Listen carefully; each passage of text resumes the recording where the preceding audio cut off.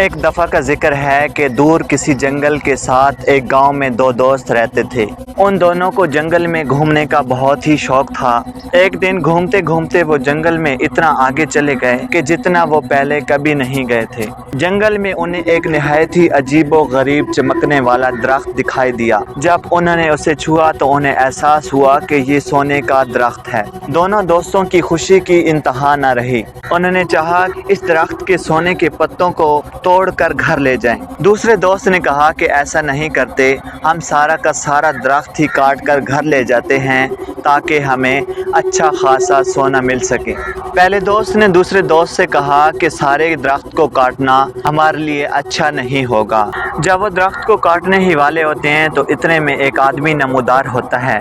وہ ان سے کہتا ہے کہ یہ سونے کا درخت جادوئی ہے، اس کو کاٹنا نقصان کا باعث ہو سکتا ہے، میرا یہ مشورہ ہے کہ اس کو نہ کاٹیں۔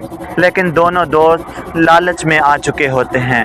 وہ کہتے ہیں کہ ہم اسے کاٹیں گے۔ اس کے بعد وہ درخت کو کاٹنا شروع کر دیتے ہیں۔ جیسے ہی وہ درخت کو کاٹتے ہیں، درخت لکڑی میں تبدیل ہو جاتا ہے اور اس کے پتے مٹی میں تبدیل ہو جاتے ہیں۔ وہ پریشان ہو کر گھر چلے جاتے ہیں۔ جب وہ گھر جاتے ہیں تو وہ دیکھتے ہیں کہ وہاں عجیب و غریب منظر ہوتا ہے۔ ایک دوست جب گھر پہنچتا ہے تو وہ دیکھتا ہے کہ ان کے سارے جانور بیمار ہو چکے ہوتے ہیں۔ دوسرا جب گھر پہنچتا ہے تو اس کے اپنے گھر والے بھی بیمار ہوتے ہیں۔ انہیں اس بات کا احساس ہوتا ہے کہ جو سونے کا درخت تھا وہ جادوئی تھا، اس کو نقصان پہنچانے کا یہ نتیجہ ہے کہ ہمارے گھر والے اور جانور بیمار ہیں۔ ایک دوست جس کا نام راج ہوتا ہے وہ معافی مانگ لیتا ہے۔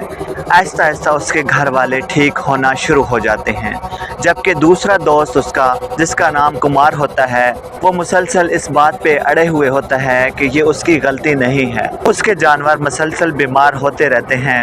ایک دن بوڑھا آدمی پھر نمودار ہوتا ہے اور کمار سے کہتا ہے، اگر آپ معافی مانگ لیں تو آپ کے گھر سے یہ مصیبت ہٹا دی جائے گی۔ آخر کار کمار اپنے گاؤں والوں سے اور بوڑھے آدمی سے معافی مانگ لیتا ہے۔